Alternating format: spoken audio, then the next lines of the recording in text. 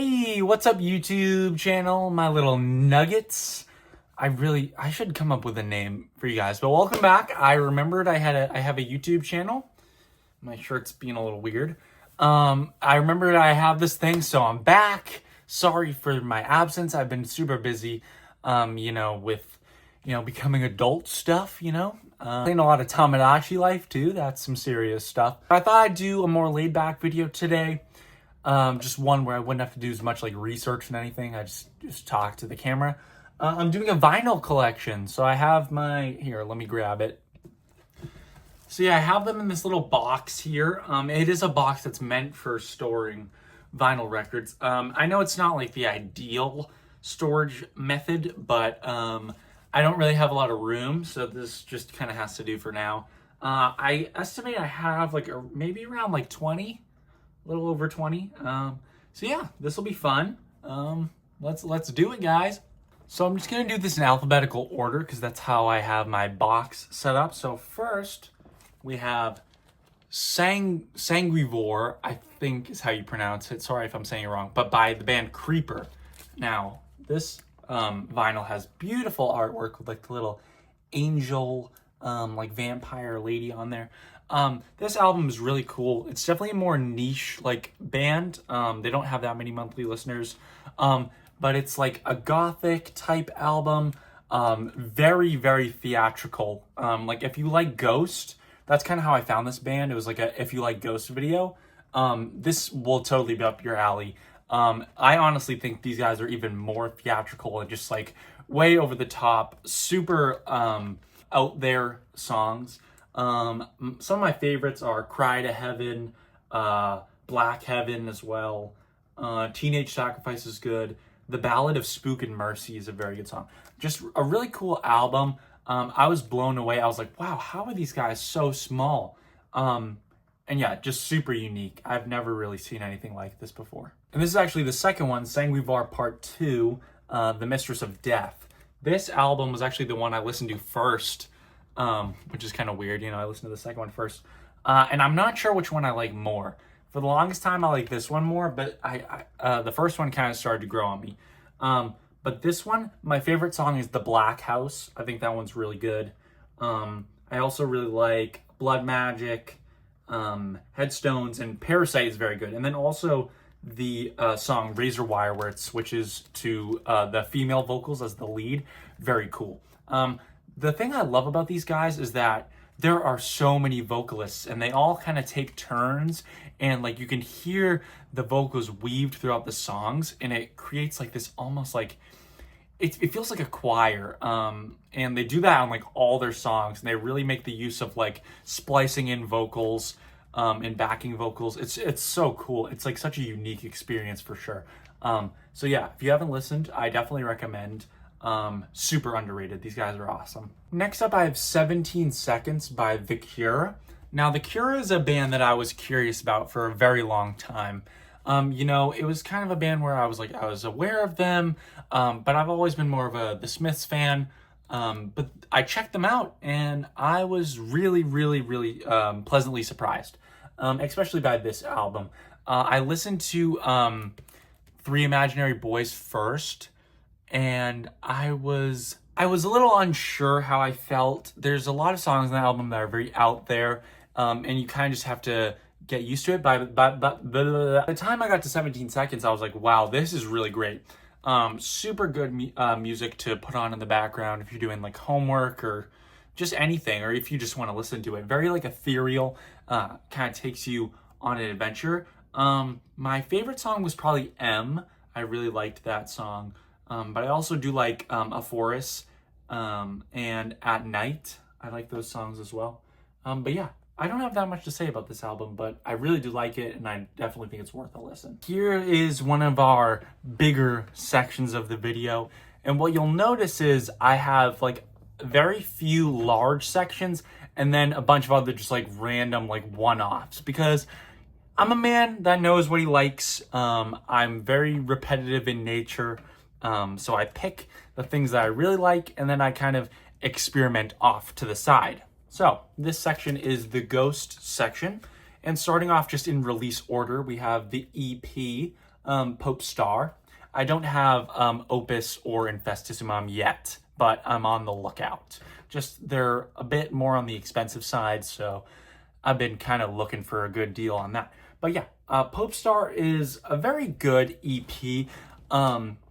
It's not one that I'd go back to listen to too much, but I found it at a really cool, it's like it was like a basement record store. I think it was called Armageddon or something. It was super cool. They have a bunch of metal and rock records there, and I found this for $12, and I was like, you know what?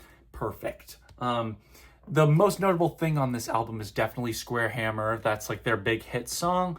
But Nocturnal Me, I believe, Missionary Man, and Bible are also very good, cover songs. Really good. So it's a very strong 5-song EP. And yeah, Pope Star. Then I have the Meliora. This is the deluxe version of Meliora.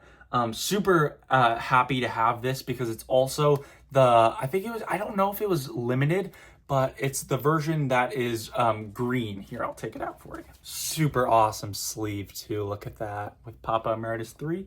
But yeah, as you can see, look at that. Isn't that beautiful? That's so cool. Also came with a mummy buck.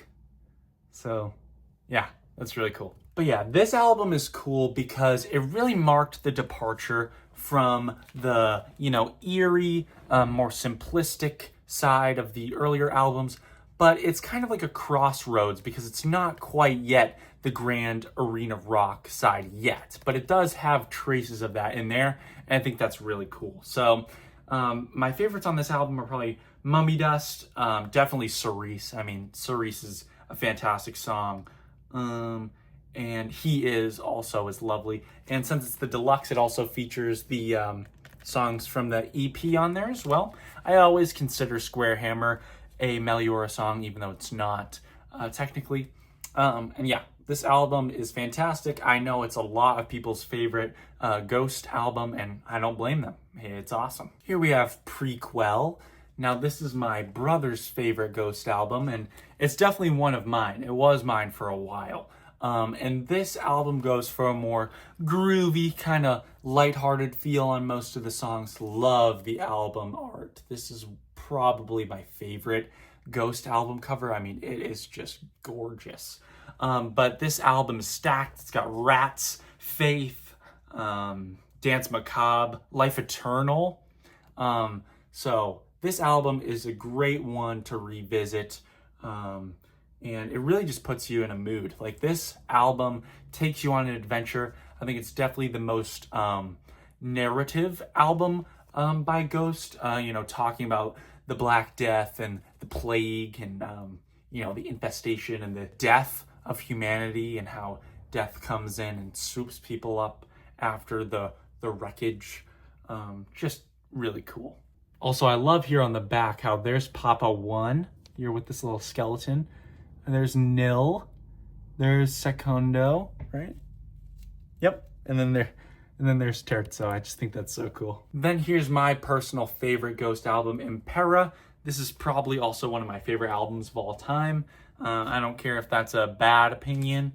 This album is great. And again, beautiful artwork here. Just really fantastic. Kaiserion, Call Me a Little Sunshine is probably my favorite. Watcher in the Sky, dude. 20s, Darkness at the Heart of My Love, Respite on the Spitalfields. Amazing, fantastic. The full glam rock experience. This thing is great. When I got to see them in concert in 2023, this was the main event, and it did not disappoint. So, yeah, lovely. Love to spin this all the time. Yeah, probably my favorite record too, because one of my favorite albums.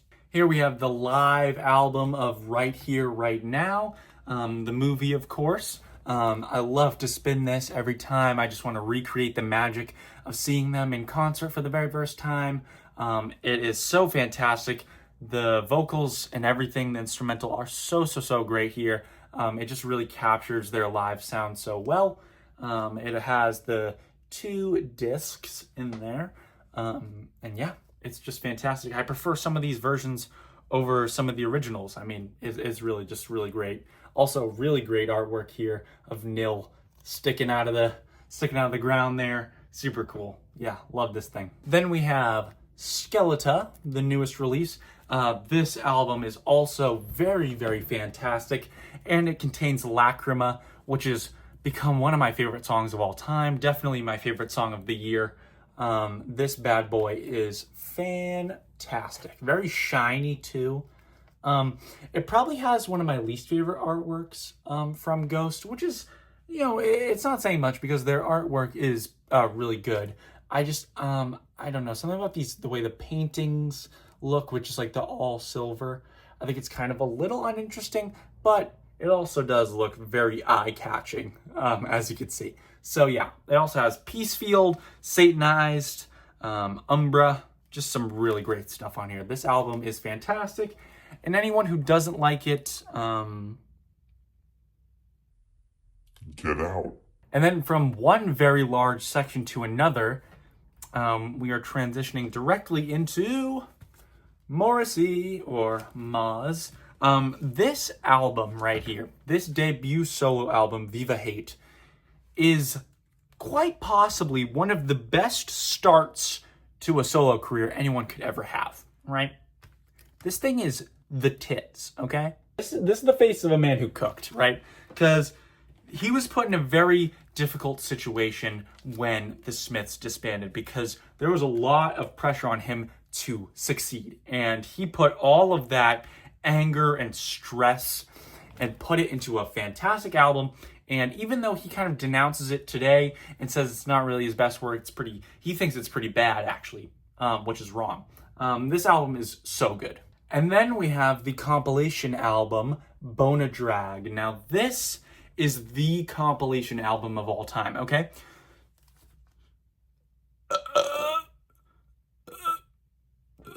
So this is the re-release version, so it does have the additional songs on it, but this album is so like petite for a compilation album. It flows just like a real album would, and I think that's why a lot of people regard this as just like a standard album, because it really feels like it is.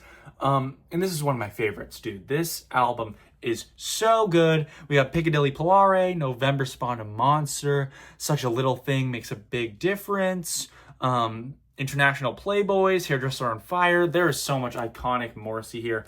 This, I would argue, is probably his prime, and it's so good. I listen to this like all the time. It's kind of crazy because there's so many just of my favorite songs on here. Love this album. I paid about $90 for this thing on Discogs, but it was so worth it. 2 discs of pure Morrissey peak. If I had to recommend an album for anyone trying to get into Morrissey solo stuff, I would definitely recommend this one. I'd recommend this to somebody who doesn't even really want to listen to Morrissey, because this album is that good, okay? We then have another one of my goats, Your Arsenal. This album was my favorite for a long time, and it still might be. I'm not sure. I'm so indecisive. Also, I think this image of him on the back is very funny, but that's besides the point. This album is so good. It really goes into a different direction a bit for the more, rock style, rockabilly. We have You're Gonna Need Someone on Your Side, which is one of my favorite Morrissey songs. Glamour's Glue, Will Let You Know, Certain People I Know. And then it also has some of the more sad songs near the end, like Seasick, Yet Still Docked, I Know It's Gonna Happen Someday. I mean, those are some phenomenal songs. Yeah, this album is, again, one of my favorites to go back to. I know I keep saying that, but I mean, this is another one of his peak eras. I mean, him live during this time was probably like his definitive peak, maybe. Yeah, look at this. I'm saying in terms of popularity, because his voice has not dwindled in the slightest. It has changed, but has not gotten worse. This man is of infinite talent. And I would recommend this album as well to anybody. This is a great listen. Here we have the live album, Beethoven Was Deaf. This is great, a great live album. I do prefer Live at Earl's Court. I don't have that one, unfortunately, on vinyl because it is very expensive, but this is a great performance. I don't love this album cover. He did change it at one point. This is like the newer version, but there was an original one that he changed for whatever reason. And then there's this picture of him on the back, very silly. But at this time, he was performing the songs from Your Arsenal live. So, of course, I love the collection on here. But we also have a lot of Bona Drag as well, and some more niche songs like Jack the Ripper, which has become a classic live Morrissey song. So good. The one on this album is amazing. It's breathtaking. So, yeah, love to play this one every once in a while. The live Morrissey sound you just can't recreate. So yeah, there you go. And then here we have the fan favorite, Vauxhall and I. I know I keep saying this, but this one could very well be my favorite. Honestly, I've been leaning in that direction more recently. This album is so good. I mean, if you want to get as close to the Smiths as possible, it's on this album. It's right here. Now My Heart Is Full. Hold On to Your Friends. The More You Ignore Me, the Closer I Get. Why Don't You Find Out For Yourself? I'm Hated for Loving. All of them. Speedway is regarded as one of his best songs, one of the best songs he's ever made. And I would agree with that for sure. This album is such a good listen. I would say this is a 10 out of 10 album. I know not a lot of people would go as far to say that. A 10 out of 10 is very gracious, but I think this album earns it. I probably play this one the most out of his discography. This album has the mixture of everything you want with a Morrissey album. It has the more lighthearted songs on there. It has the very sad songs on there, and very, very sad. And it talks about some really real topics, like especially in the Lazy Sunbathers. I really like the messaging of that song. People being more ignorant to the truth, the harsh truth of the world, and just blissfully, just being a lazy sunbather. This album's great. 10 out of 10 in my opinion. It's phenomenal. Please, if you are going to disregard everything else I say in this video, please do listen to this album. It is fantastic. Here we have the 2009 album, Years of Refusal. I'm so happy to have this one in my collection. This one usually runs around $80, so it's a little more on the expensive side, but I'm so happy to have it. This is an album that I didn't always love, but I've come around to it a lot more, especially this year. This album is brash, it is bratty, it is arrogant, it is loud. The instrumental here is probably at its peak. In terms of Morrissey's solo career, I really love the more fast-paced, loud, instrumental here. The drums are very on key. I really do like Something Is Squeezing My Skull, Mama Lay Softly on the Riverbed, All You Need Is Me. I really like It's Not Your Birthday Anymore. I think that's a perfect song. This album is really good. I always thought the album cover was very funny. To me, I don't know if anyone thinks this, but I think it looks a little like fake. Like, I think Morrissey and the baby look like almost a little too glossy. And I don't want to say AI because I know AI didn't exist yet, but it looks like someone went in Photoshop and just kind of like tweaked it up a bit, and it just looks a little uncanny. But the font on the name is beautiful. It reminds me of like being on like a sunset like paradise. I really think it's a great font choice. So the album cover is a little mixed for me. But yeah, this album is great. People kind of consider this the end of his classic era. I would say this is a little bit after the classic era ended. But I can definitely see why people would say that. Yeah, this album is really good. And then here we have Low in High School. This is one of the few albums that doesn't feature Morrissey's face on it. It's Low in High School and Southpaw Grammar are the only ones from his solo career that don't have his face. But interestingly enough, the deluxe version of this album does have his face on it. So, I don't know. But this album was my favorite for a long time. But it has fallen a lot lower on my list since then. But I still do think this is a really good album.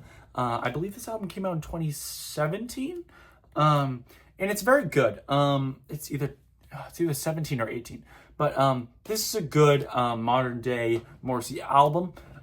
It's very loud. There's a lot of like horns and different instruments being utilized here that aren't present on the earlier works. My Love, I'd Do Anything For You, I think is a very grand and epic intro to the album that is very well followed up by I Wish You Lonely, Jackie's Only Happy, and Home Is a Question Mark. I think those are like my 4 favorite songs on the album. I also really do like Who Will Protect Us From the Police. I think that's a really great like protest song there. But it also has songs like Israel, which I'm not a fan of too much. In Your Lap, I think, is kind of dull. So there are some songs on here that I could kind of live without, but I do love spinning this every once in a while. And it does remind me a lot of when I was first getting into Morrissey. I did gravitate to this album a lot more than some of the more, I don't want to say unique, because this album is unique in its own right. I think Morrissey's albums all stand on their own very uniquely. But I think this album is a little bit more safe than some of his other works. But yeah, I still think it's really good. Here we have 2020's I Am Not a Dog on a Chain. Now, this is my most recent purchase. And for whatever reason, the lighting in the record store prevented me from seeing. There's a lot of damage on this record, and I don't know if you could see. Yeah, no, it doesn't show up on camera, but there's actually a huge crease like right down the center of Morrissey's beautiful face here, which stinks. So I'm going to buy a new one. But what doesn't stink is that this album actually runs very, very cheap. So I can very easily replace this. I do really like this album. I think it really serves as like a time capsule of 2020. And like what I mean by that is like these songs just really remind me of that time. I don't really know why. They have nothing to do with COVID. But just sonically, I don't know. It just really is reminiscent of that. I love Jim Jim Falls. Love Is On Its Way Out. Bobby, Don't You Think They Know? What Kind of People Live in These Houses? Darling, I Hug a Pillow. Like, this is a really, really good album. This is his second most recent release. And I like, a lot of people don't like the album cover. And at first I didn't, but it's kind of grown on me. It's a very strange angle. But I like how it kind of like parries his first album, Viva Hate, where it's a close-up of his face, but this time it's in color. You know, there's a lot more color on his face. The album is very bright, whereas the first album was very dark and black and white. I kind of view it as that and kind of like a response to like, here I am now.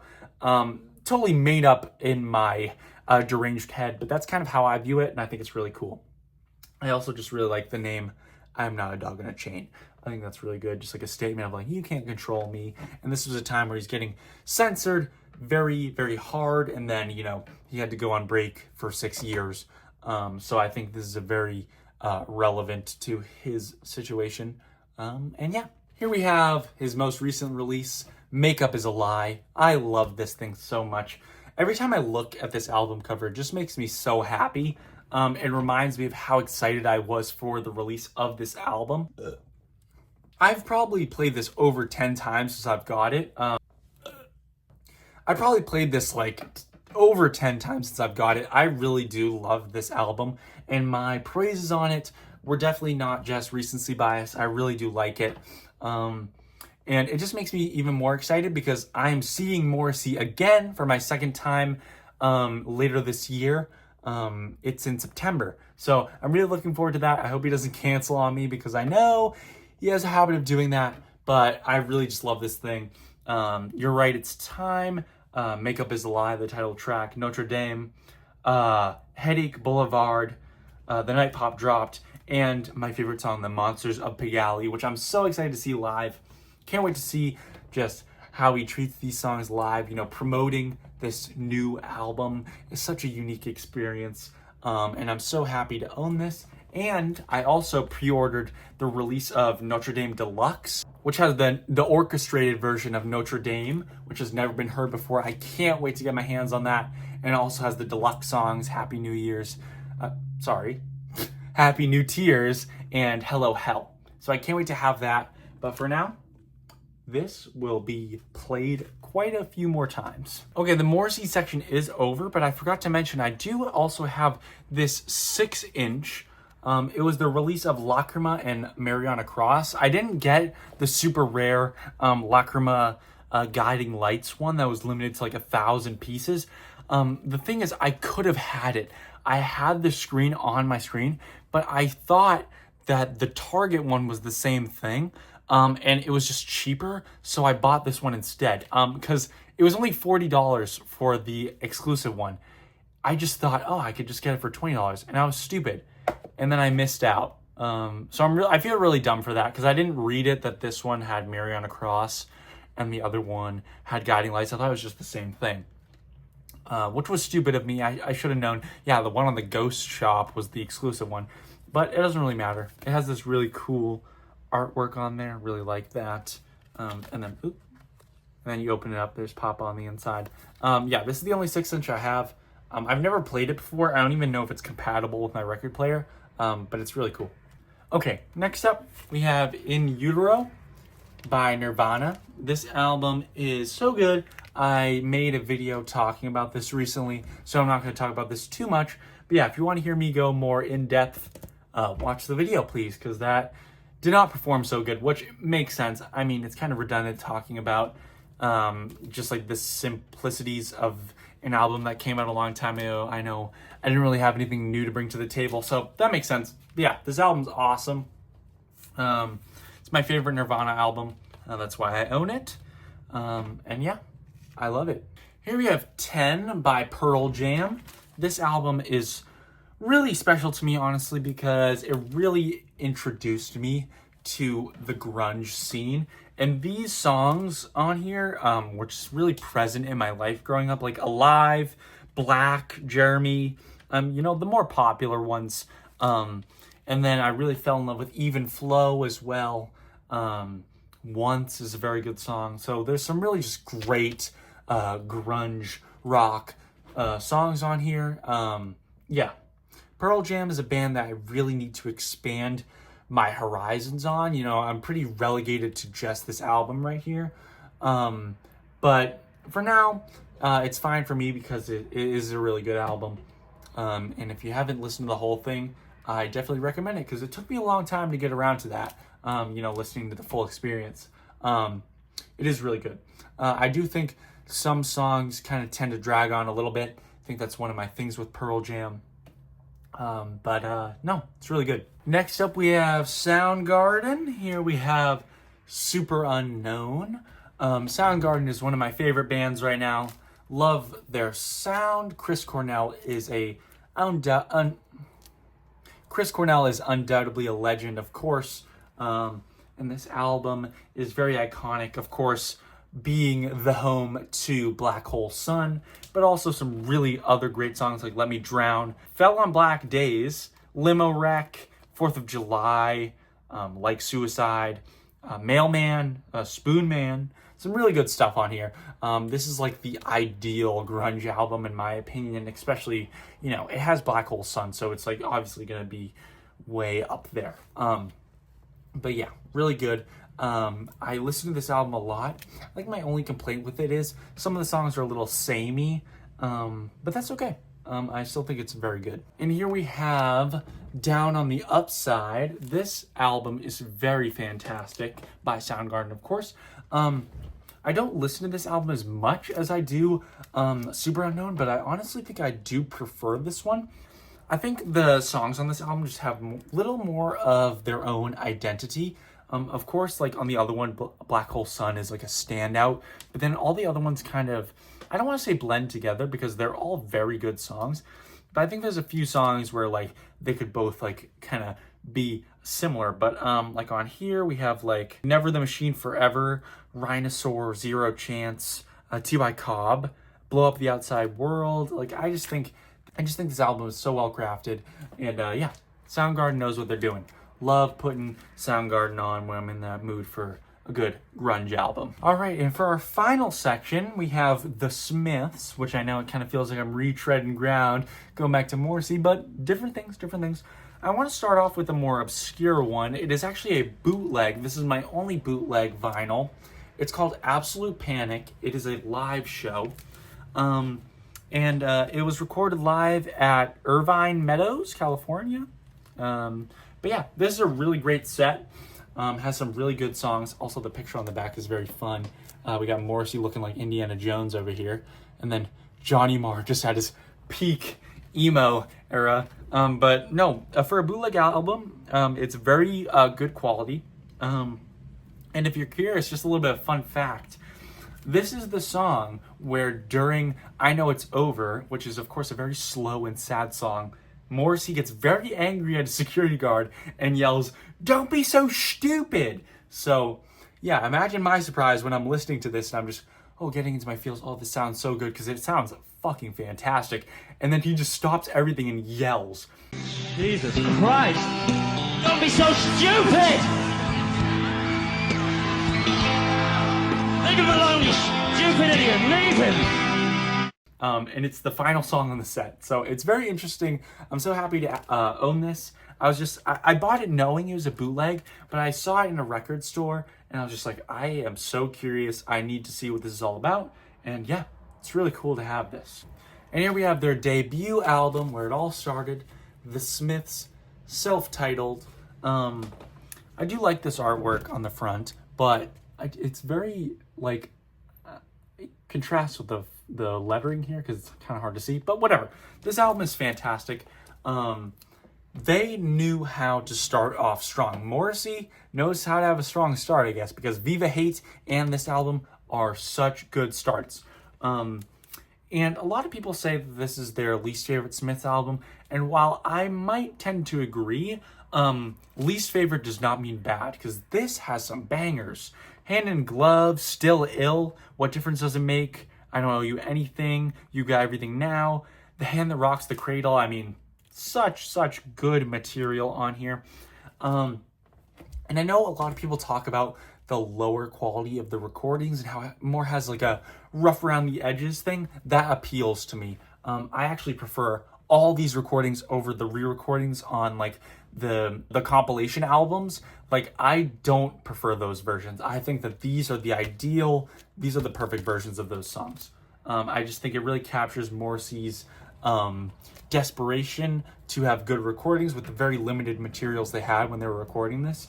And just the energy, all the instrumentals are perfect here. I think that this is the way to listen to all the songs listed here. And then here we have the very iconic compilation album, Hatful of Hollow. A lot of people would argue this is the ideal compilation album, and I heavily agree with that. It has a great assortment of their iconic B-sides. The Smiths are known for having just as great, if not better, songs on the B-sides. Like How Soon Is Now? Like, can you believe that's a B-side song and how it's just exclusive to a compilation album? I mean, that is really fascinating to me.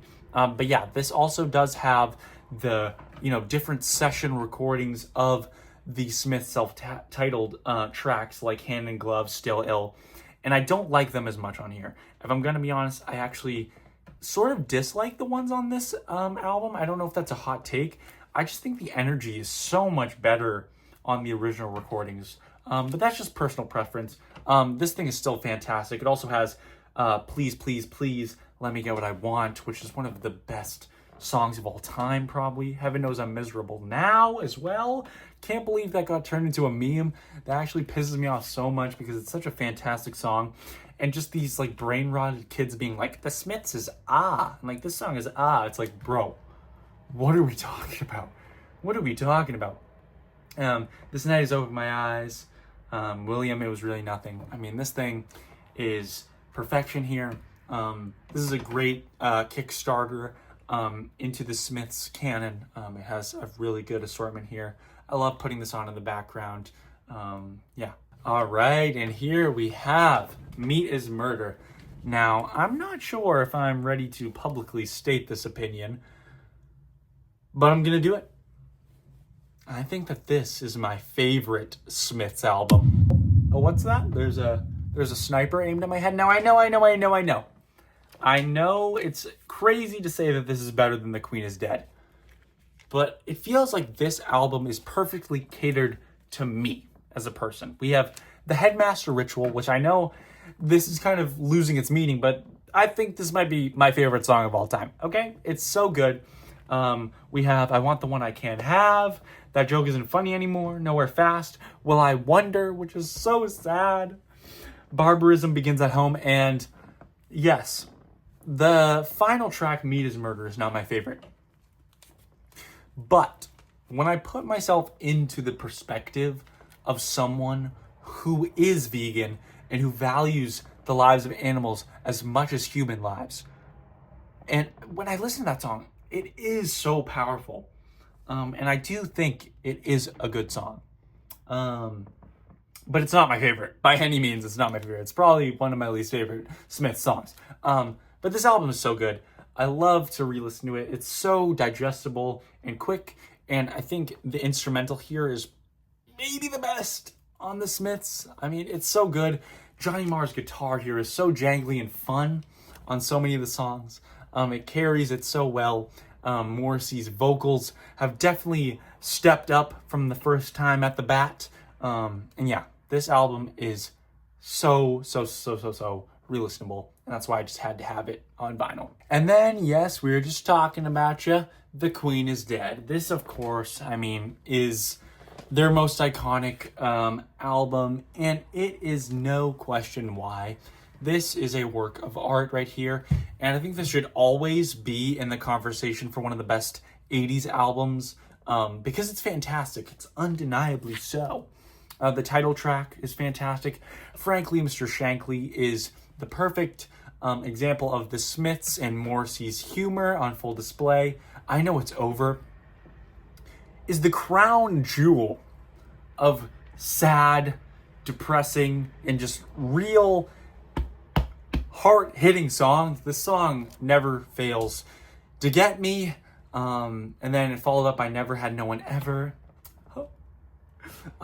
This album's fantastic. It feels like it was crafted by the gods to be perfect.